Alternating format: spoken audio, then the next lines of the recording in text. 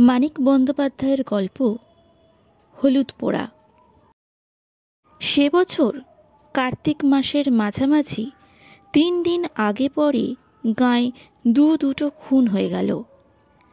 একজন মাঝবয়সী জোয়ান মদ্যপুরুষ এবং 16-17 বছরের একটি রোগা ভীরু মেয়ে। গাঁয়ের দক্ষিণে ঘোষেদের মজা পুকুরের ধারে একটা মরা গজারি গাছ বহুকাল থেকে দাঁড়িয়ে আছে। স্থানটি ফাঁকা, বন জঙ্গলের আবরু নেই, কাছাকাছি শুধু কয়েকটা কলা গাছ। ওই গজারি গাছটার নিচে একদিন বলাই চক্রবর্তীকে মরে পড়ে থাকতে দেখা গেল। মাথাটা আটচির হয়ে ফেটে গেছে, খুব সম্ভবত অনেকগুলি লাঠির আঘাতে। চারিদিকে হইচই পড়ে গেল বটে, কিন্তু লোকে খুব বিস্মিত হলো না। বলাই চক্রবর্তীর এরকম অপমৃত্যুই আশপাশের 10টা গাঁয়ের লোক প্রত্যাশা করেছিল, অনেকে কামনাও করেছিল। অন্যপক্ষে শুভ্রা মেয়েটির খুন হওয়া নিয়ে হইচই হলো কম, কিন্তু মানুষের বিস্ময় ও কৌতূহলের সীমানা রইল না। গেরস্থ ঘরের সাধারণ ঘরোয়া মেয়ে, গাঁয়ের লোকের চোখের সামনে আর 10টা মেয়ের মতন বড় হয়েছে। বিয়ের পর শ্বশুরবাড়ি গেছে এবং মাসখানেক আগে যথারীতি বাপের বাড়ি ফিরে এসেছে ছেলে বিয়োবার জন্য। পাশের বাড়ির মেয়েরা পর্যন্ত কোনোদিন কল্পনা করার ছুতো পায়নি যে মেয়েটার জীবনে খাপছাড়া কিছু লুকোনো ছিল। এমন ভয়াবহ পরিণামের নাটকীয় উপাদান সঞ্চিত হয়েছিল। গায়ের সর্বশেষ সাঁঝের বাতিটি বোধহয় যখন সবে জ্বালা হয়েছে, তখন বাড়ির পেছনের ডোবার ঘাটে শুভ্রার মতন মেয়েকে কে বা কারা যে কেন গলা টিপে মেরে রেখে যাবে ভেবে উঠতে না পেরে গাঁ শুদ্ধ লোক যেন অপ্রস্তুত হয়ে রইল। বছর 1.5 মেয়েটা শ্বশুরবাড়ি ছিল, গাঁয়ের লোকের চোখের আড়ালে। সেখানে কি এই ভয়ানক অঘটনের ভূমিকা গড়ে উঠেছিল? দুটো খুনের মধ্যে কি কোনো যোগাযোগ আছে? 20-30 বছরের মধ্যে গাঁয়ের কেউ তেমনভাবে জখম পর্যন্ত হয়নি। যখন হলো পর পর একেবারে খুন হয়ে গেল দুটো। তার একটা পুরুষ, অপরটি যুবতী নারী। দুটো খুনের মধ্যে একটি সম্পর্ক আবিষ্কার করার জন্য প্রাণ সকলে ছটফট করে, কিন্তু বলাই চক্রবর্তী শুভ্রাকে কবে শুধু চোখের দেখা দেখেছিল তাও গায়ের কেউ মনে করতে পারে না। একটুখানি বাস্তব সত্যের খাদের অভাবে নানাজনের কল্পনা ও অনুমানগুলি গুজব হয়ে উঠতে উঠতে মুষড়ে গেল। বলাই চক্রবর্তীর সম্পত্তি পেল তার ভাইপো নবীন। 40 টাকা চাকরি ছেড়ে শহর থেকে সপরিবারে গাঁয়ে এসে ক্রমাগত কোঁচার খুঁটে চশমার কাঁচ মুছতে মুছতে সে পাড়ার লোককে বলতে লাগলো, 50 টাকা রিওয়ার্ড ঘোষণা করেছি। কাকাকে যারা অমন মার মেরেছে তাদের যদি ফাঁসি কাটে ঝুলোতে না পারি। চশমার কাঁচের বদলে মাঝে মাঝে কোঁচার খুঁটে সে নিজের চোখও মুছতে লাগলো। ঠিক 21 দিন গায়ে বাস করার পর নবীনের স্ত্রী দামিনী সন্ধ্যাবেলা লণ্ঠন হাতে রান্নাঘর থেকে উঠোন পার হয়ে শোবার ঘরে যাচ্ছে। কোথা থেকে অতি মৃদু একটু দমকা বাতাস বাড়ির পূব কোণের তেঁতুল গাছের পাতাকে নাড়া দিয়ে তার গায়ে এসে লাগলো। দামিনীর হাতের লণ্ঠন ছিটকে গিয়ে পড়ল দক্ষিণের ঘরের দাওয়ায়। উঠোনে আছড়ে পড়ে হাত পা ছুটতে ছুটতে দামিনীর দাঁতে দাঁত লেগে গেল। দালানের আনাচে কানাচে ঝোড়ো হাওয়া যেমন গুমড়ে গুমড়ে কাঁদে, দামিনী আওয়াজ করতে লাগলো সেই রকম। শুভ্রার দাদা ধীরেন স্থানীয় স্কুলে মাস্টারি করে। গাঁয়ে সেই একমাত্র ডাক্তার, পাশ না করা। ফিজিক্সে অনার্স নিয়ে বিএসসি পাশ করে 7 বছর গাঁয়ের স্কুলে জিওগ্রাফি পড়াচ্ছে। প্রথম দিকে প্রবল উৎসাহের সঙ্গে 47খানা বই নিয়ে লাইব্রেরি 7 জন ছেলেকে নিয়ে তরুণ সমিতি, বই পড়ে পড়ে সাধারণ রোগে বিনামূল্যে ডাক্তারি, এইসব আরম্ভ করেছিল। গেঁয়ো একটি মেয়েকে বিয়ে করে 2 বছরে 4টি ছেলেমেয়ের জন্ম হওয়ায় এখন অনেকটি ঝিমিয়ে গেছে। লাইব্রেরির বইয়ের সংখ্যা 300 উঠে থেমে গেছে। তার নিজের সম্পত্তি হিসেবে বইয়ের আলমারি তার বাড়িতেই তালাবন্ধ হয়ে থাকে, চাঁদা কেউ দেয় না। তবে 2-4 জন পড়া বই আরেকবার পড়ার জন্য মাঝে মাঝে চেয়ে নিয়ে যায়। বছরে 2-3 বার তরুণ সমিতির মিটিং হয়। 4 আনা 8 আনা ফি নিয়ে এখন সে ডাক্তারি করে, ওষুধও বিক্রি করে। ধীরেনকে যখন ডেকে আনা হলো, কলসি কলসি জল ঢেলে দামিনীর মূর্ছা ভাঙা হয়েছে, কিন্তু সে তাকাচ্ছে অর্থহীন দৃষ্টিতে, আপন মনে হাসছে আর কাঁদছে, এবং যারা তাকে ধরে রেখেছিল তাদের আঁচড়াচ্ছে, কামড়াচ্ছে, পালিয়ে যাওয়ার চেষ্টা করছে। ধীরেন গম্ভীর এবং চিন্তিত মুখে বললে, সাপুরের কৈলাসে ডাক্তারকে একবার ডাকা দরকার। আমি চিকিৎসা করাতে পারি, তবে কি জানেন, আমি তো পাশ করা ডাক্তার নই, দায়িত্ব নিতে ভরসা হচ্ছে না। বুড়ো পঙ্কজ ঘোষাল বলাই চক্রবর্তীর অনুগ্রহ বহুকাল সপরিবারে পরিপৃষ্ট হয়েছিলেন। তিনি বললেন, ডাক্তার কি হবে?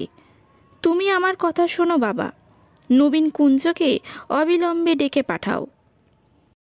গাঁয়ের যারা ভিড় করেছিলেন তারা প্রায় সকলেই বুড়ো ঘোষালের কথায় সায় দিল। নবীন জিজ্ঞাসা করল, কুঞ্জ কত নেয়? ধীরেন বলল, ছি, ওসব দুর্বুদ্ধি করো না নবীন, আমি বলছি তোমায়, এটা অসুখ, অন্য কিছু নয়। লেখাপড়া শিখেছ, জ্ঞান বুদ্ধি আছে, তুমিও কি বলে কুঞ্জকে চিকিৎসার জন্য ডেকে পাঠাবে? নবীন আমতা আমতা করে বলল, এসব খাপছাড়া অসুখে ওদের চিকিৎসায় ফল ভালো দেয় ভাই। বয়সে নবীন 3-4 বছরের বড়, কিন্তু এককালে দুজনে একসঙ্গে স্কুলে একই ক্লাসে পাশাপাশি বসে লেখাপড়া করত। বোধহয় সেই খাতিরেই কৈলাস ডাক্তার ও কুঞ্জ মাঝি দুজনকে আনাতেই নবীন লোক পাঠিয়ে দিল। কুঞ্জই আগে এলো। লোক পৌঁছাবার আগেই সে খবর পেয়েছিল চক্রবর্তীদের বউকে অন্ধকারে অশরীরী শক্তি আয়ত্ত করেছে। কুঞ্জ নামকরা গুণিন, তার গুণপনা দেখবার লোভে আরও অনেকে এসে ভিড় বাড়িয়ে দিল। ভর সাঁঝে ভর করেছেন, সহজে ছাড়বে না। ওই বলে সকলকে ভয় দেখিয়ে সঙ্গে সঙ্গে আবারও অভয় দিয়ে কুঞ্জ বলল, তবে ছাড়াতে হবেই শেষ তক।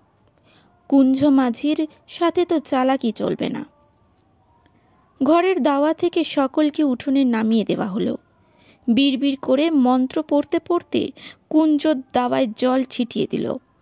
দামিনীর এলো চুল শক্ত করে বেঁধে দেওয়া হলো দাওয়ায় একটা খুঁটির সঙ্গে। দামিনীর না রইল বসবার উপায়, না রইল পালাবার ক্ষমতা। তাকে আর কারোর ধরে রাখবার প্রয়োজন রইল না। নড়তে গিয়েও চুল টান লাগা দামিনী আর্তনাদ করে উঠতে লাগলো।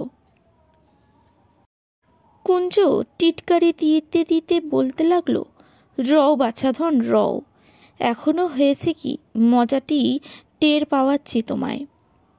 ধীরেন প্রাথমিকে চুপ করেছিল। বাঁধা দিয়ে লাভ নেই, গাঁয়ের লোক কথা শোনে না, বিরক্ত হয়। এবার সে আর ধৈর্য ধরতে পারল না। তুমি কি পাগল হয়ে গেছো নবীন? তুমি চুপ করো ভাই।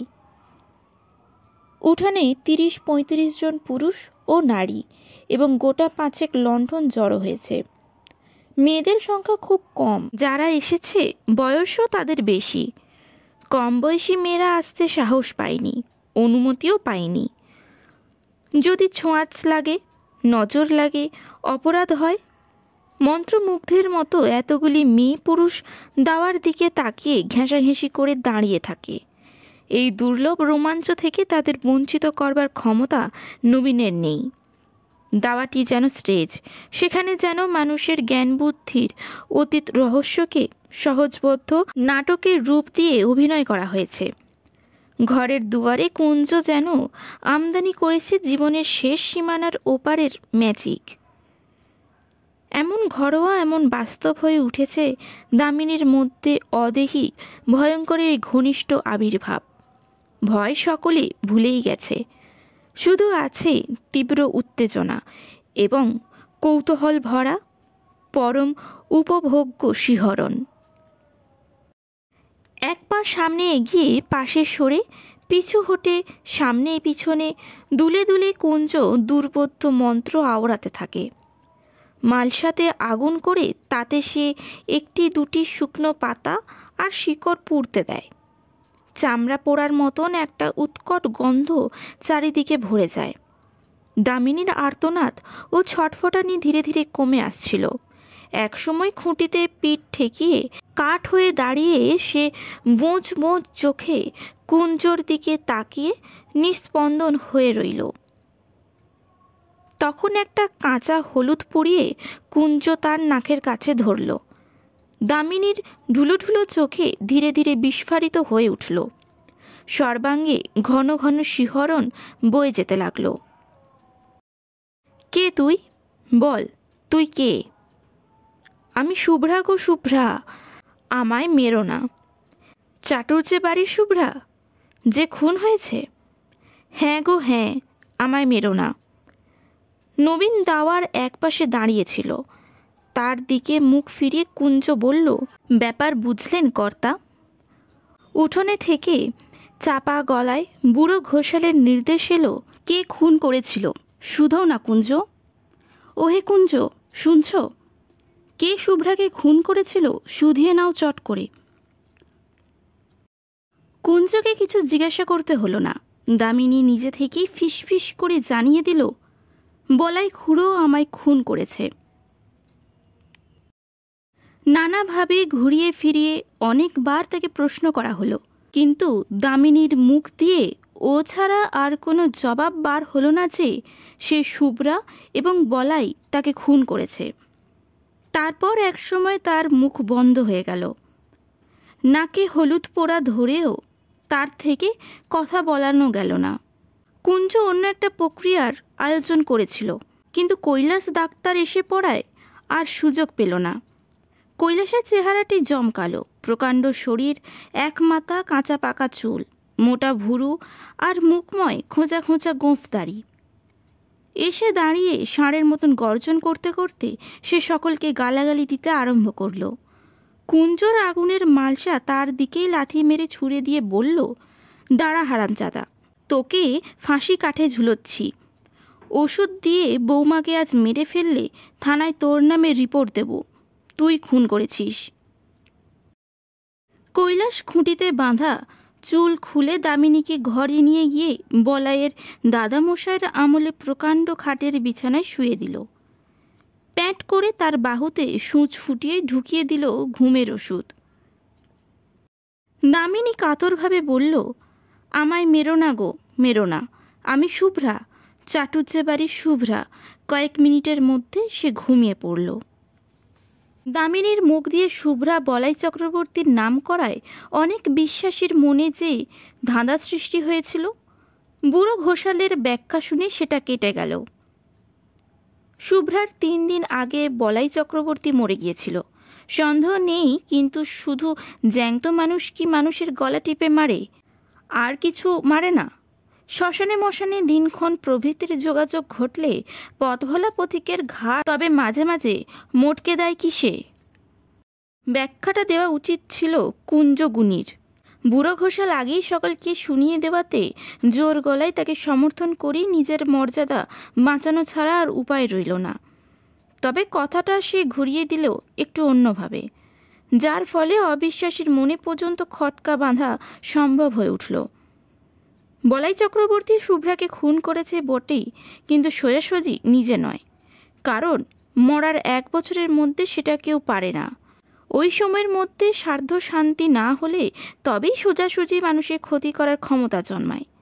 বলাই চক্রবর্তী একজনকে ভর করে তার মধ্যস্থতায় শুভ্রাকে খুন করেছে, তার রক্ত মাংসের হাত দিয়ে। না, যাকে সে ভর করেছিল তার কিছু মনে নেই। মনে কি থাকে? এক রাত্রে অনেক কান ঘুরে পরদিন সকালে এই কথাগুলি ধীরেনের কানে গেল। অগ্রহায়ণের উজ্জ্বল মিঠে রোদ তখন চারিদিকে ছড়িয়ে আছে। বর্ষার পরিপুষ্ট গাছে আর আগাছার জঙ্গলে যেন পার্থিব জীবনের ছড়াছড়ি। বাড়ির পেছনের ডোবাটি কচুরিপানায় আচ্ছন্ন। গাঢ় সবুজ অসংখ্য রসালো পাতা, বর্ণনাতীত কোমল রঙের অপরূপ ফুল। তাল গাছের গুঁড়ের ঘাটটি কার্তিক মাসেও প্রায় জলে ডুবেছিল। এখন জল কমে অর্ধেকের বেশি ভেসে উঠেছে। টুকরো বসিয়ে ধাপগুলি এবার ধীরেন বিশেষ করে শুভ্রার জন্য বানিয়ে দিয়েছিল। 7 মাসের গর্ভ নিয়ে ঘাটে উঠতে নামতে সে যাতে পা পিছলে আছাড় না খায়। পাড়ার মানুষ বাড়ি বয়ে গায়ের গুজব শুনিয়ে গেল। আবেষ্টনীর প্রভাবে উদ্গত কথাগুলি সঙ্গে সঙ্গে ধীরেনের মন থেকে বাতিল হয়ে গেল। ক্ষুব্ধ হবার অবসরও সে পেল না। ডোবার কোন দিক থেকে কীভাবে কে সেদিন সন্ধ্যায় ঘাটে এসেছিল, কেন এসেছিল, এই পুরনো ভাবনা সে ভাবছিল অনেকক্ষণ থেকে। তাই সে ভাবতে লাগলো।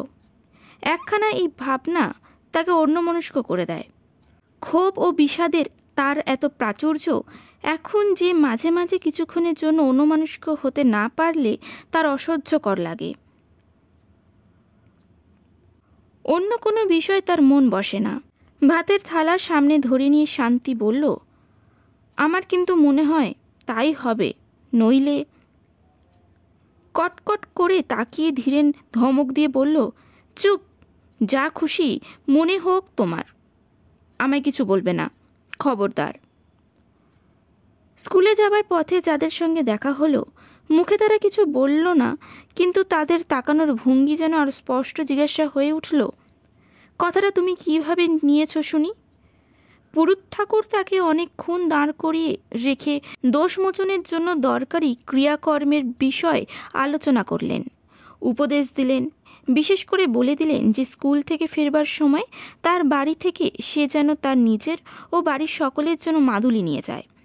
স্কুলে পা দেওয়ার পর থেকে ধীরেনের মনে হতে লাগলো সে যেন বাইরে কোনো বিশিষ্ট অভ্যাগত স্কুল পরিদর্শন করতে এসেছে।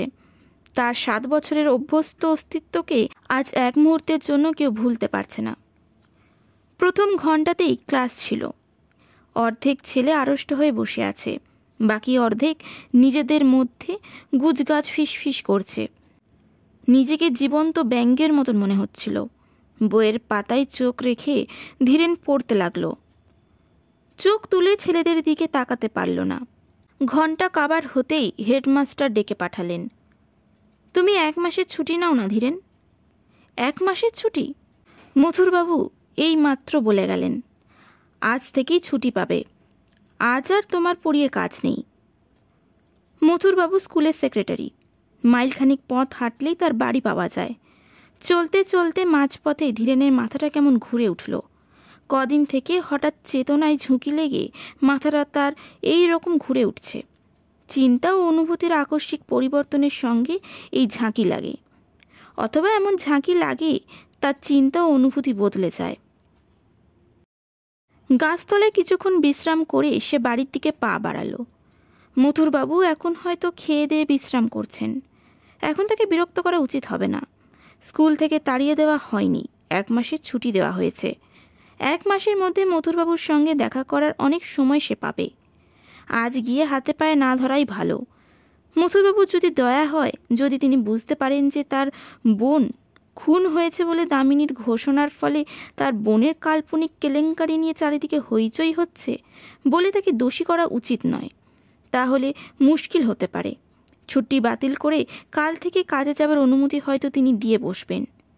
এতক্ষণ খেয়াল হয়নি, এখন সে বুঝতে পেরেছে নিয়মিতভাবে প্রতিদিন স্কুলে ছেলেদের পড়ানোর ক্ষমতা তার নেই। মথুরবাবুর সামনে গিয়ে দাঁড়াতে লজ্জা হচ্ছে। চেনা মানুষদের সঙ্গে দেখা হয়ে যাবার ভয়ে সে মাঠের পথ ধরে বাড়ি চলেছে। বাড়ি গিয়ে ঘরের মধ্যে লুকিয়ে থাকতে হবে। দুর্বল শরীরটা বিছানায় লুটিয়ে দিয়ে বালিশে মাথা রাখতে হবে। সারা দুপুর ঘরের মধ্যে শুয়ে বসে ছটফট করে কাটিয়ে শেষবেলায় ধীরেন উঠোনে বেরিয়ে এলো। মাজা বাসন হাতে নিয়ে শান্তি ঘাট থেকে ফিরে আসছিল। ডোবার ধারে প্রকাণ্ড বাঁশঝাড়ের ছায়ায় মানুষের মতন কি যেন একটা নড়চড় করছে। ধীরেন আর্তনাদ করে উঠল, কে ওখানে, কে? শান্তির হাতের বাসন ঝনঝন শব্দে পড়ে গেল। উঠিপুড়ি করে কাছে ছুটে গিয়ে ভয়ার্ত কণ্ঠে সে জিজ্ঞাসা করল, কোথায় কে, কোনখানে? বাঁশঝাড় থেকে চেনা গলায় আওয়াজ এলো, আমি মাস্টার বাবু, বাঁশ কাটছি। কে তোকে বাঁশ কাটতে বলেছে? শান্তি বলল, আমি বলেছি। খেন্তি পিসি বলল, নতুন একটা বাঁশ কেটে আগা মাথা একটু পুড়িয়ে ঘাটের পথে আড়াআড়ি ফেলে রাখতে, ভোরে উঠে সরিয়ে দেব, সন্ধ্যার আগে পেতে রাখবো। তুমি যেন আবার ভুল করে বাঁশটা ডিঙিয়ে যেও না। সন্ধ্যার আগেই শান্তি আজকাল রাঁধা বাড়া আর ঘরকন্যার সব কাজ শেষ করে রাখে। অন্ধকার ঘনিয়ে আসার পর ধীরনকে সঙ্গে নিয়ে বড় ঘরের চৌকাঠ পার হয় না। ছেলে মেয়েদেরও ঘরের মধ্যে আটকে রাখে। সন্ধে থেকে ঘর বন্দি হয়ে ধীরেন আকাশ পাতাল ভাবে আর মাঝে মাঝে সচেতন হয়ে ছেলে মেয়েদের আলাপ শোনে। ছোট পিসি ভূত হয়েছে। ভূত নয়, পেতনি, ব্যাটা ছেলে ভূত হয়। ঘরের মধ্যেও কারণে অকারণে শান্তি ভয় পেয়ে আঁতকে ওঠে। কাল প্রথম রাত্রে একটা পেঁচার ডাক শুনে ধীরেনকে আঁকড়ে ধরে গোঙাতে গোঙাতে বমি করে ফেলেছিল। বড় ঘরের দাওয়ায় পূর্ব প্রান্তে বসে তামাক টানতে টানতে দিনের আলো ম্লান হয়ে এলো। এখানে বসে ডোবার ঘাট আর দুধারে বাঁশঝাড় ও জঙ্গল দেখা যায়। জঙ্গলের পরে সেনেদের কলাবাগান। সেনেদের কাছারি ঘর পাশ দিয়ে দূরে বোসদের মজা পুকুরের তীরে মরা গাছগাছালিটার ডগা চোখে পড়ে। অন্ধকার হওয়ার আগেই কুয়াশায় প্রথম গাছটা, তারপর সেনেদের বাড়ির আবচা হয়ে ঢাকা পড়ে গেল। তুমি কি আর ঘাটের দিকে যাবে? শান্তি জিজ্ঞাসা করল। না, তবে বাঁশ পেতে দাও।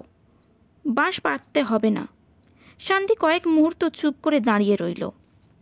তোমার চোখ লাল হয়েছে, টকটকে লাল হোক। শোবার ঘর আর রান্নাঘরের ভিটের সঙ্গে দুটি প্রান্ত ঠেকিয়ে শান্তি নিজেই বাঁশটা পেতে দিল। কাঁচা বাঁশের দু প্রান্তের খানিকটা পুড়িয়ে দেওয়া হয়েছে। অশরীরী কোনো কিছু এ বাঁশ ডিঙোতে পারবে না। ঘাট থেকে শুভ্রা যদি বাড়ির উঠোনে আসতে চায়, এই বাঁশ পর্যন্ত এসে ঠেকে যাবে। আলো জ্বালার আগেই ছেলে মেয়েদের খাওয়ার শেষ হলো। সন্ধ্যা দ্বীপ না জেলে শান্তি নিজের খাবার উপায় নেই।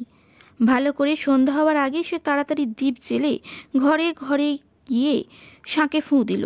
10 মিনিটের মধ্যে নিচে খেয়ে ধীরেনের ভাত বেড়ে ঢাকা দিয়ে রেখে রান্নাঘরে তালা দিয়ে কাপড় ছেড়ে ঘরে গিয়ে ঢুকল। বিকেলে আজকাল সে মাছ রান্না করে না। এঁটো কাটা নাকি অশরীরী আত্মাকে আকর্ষণ করে। খাবার হাঙ্গামা খুব সংক্ষেপে, সহজে এবং অল্প সময় সম্পন্ন হয়ে যায়। ঘরে আসবে না? না, তখনও আকাশ থেকে আলোর শেষ আভাসটুকু মুছে যায়নি। 2-3টে তারা দেখা দিয়েছে, আরও কয়েকটি দেখা দিতে দিতে আবার হারিয়ে যাচ্ছে। আর 1 মিনিট কি 2 মিনিটের মধ্যে রাত্রি শুরু হয়ে যাবে। জীবিতের সঙ্গে মৃতের সংযোগ স্থাপনের সবচেয়ে প্রশান্ত সময় সন্ধ্যা। ভর সন্ধ্যাবেলা শুভ্রা দামিনীকে আশ্রয় করেছিল। আজ সন্ধ্যা পার হলে রাত্রি আরম্ভ হয়ে গেলে চেষ্টা করেও শুভ্রা হয়তো তার সঙ্গে কথা বলতে পারবে না। আর দেরি না করে এক্ষুনি শুভ্রাকে সুযোগ দেওয়া উচিত। চোরের মতন ভিটে থেকে নেমে বাঁশ ডিঙিয়ে ধীরেন পা টিপে টিপে ডোবার মাঠের দিকে এগিয়ে গেল। অদ্ভুত বিকৃত গলার ডাক শুনে শান্তি লণ্ঠন হাতে ঘর থেকে বেরিয়ে এলো। বাঁশের ওপারে দাঁড়িয়ে হিংস্র জন্তুর চাপা গর্জনের মতন গম্ভীর আওয়াজে ধীরেন তার নিজের নাম ধরে ডাকাডাকি করছে। গেঞ্জি আর কাপড়ে কাদা ও রক্ত মাখা, ঠোঁট থেকে চিবুক বেয়ে ফোঁটা ফোঁটা রক্ত গড়িয়ে পড়েছে। বাঁশটা সরিয়ে দাও। ডিঙিয়ে এসো, বাঁশ ডিঙিয়ে চলে এসো। কি হয়েছে, পড়ে গেছো নাকি? ডিঙোতে পারছি না, বাঁশ সরিয়ে দাও। বাঁশ ডিঙোতে পারছো না? মাটিতে শোয়ানো বাঁশ। শান্তি আর একটু সন্দেহ রইল না। আকাশ চেরা তীক্ষ্ণ গলায় সে আর্তনাদের পর আর্তনাদ শুরু করে দিল। তারপর প্রতিবেশী এলো, পাড়ার লোক এলো, গাঁয়ের লোক এলো, কুঞ্জও এলো। 3-4 কলস জল ঢেলে ধীরেনকে স্নান করিয়ে দেওয়ায় খুঁটির সঙ্গে তাকে বেঁধে দিল। মন্ত্র পড়ে জল ছিটিয়ে মালসার আগুনে পাতা ও শিকড় পুড়িয়ে ঘণ্টাখানিকের চেষ্টায় ধীরেনকে কুঞ্জ নিঝুম করে ফেলল। তারপর মালসার আগুনে কাঁচা হলুদ পুড়িয়ে হিরেনের নাকের কাছে ধরে বজ্র কণ্ঠে সে জিজ্ঞাসা করল, কে তুই? বল, তুই কে? ধীরেন বলল, আমি বলাই চক্রবর্তী। শুভ্রাকে আমি খুন করেছি। নমস্কার।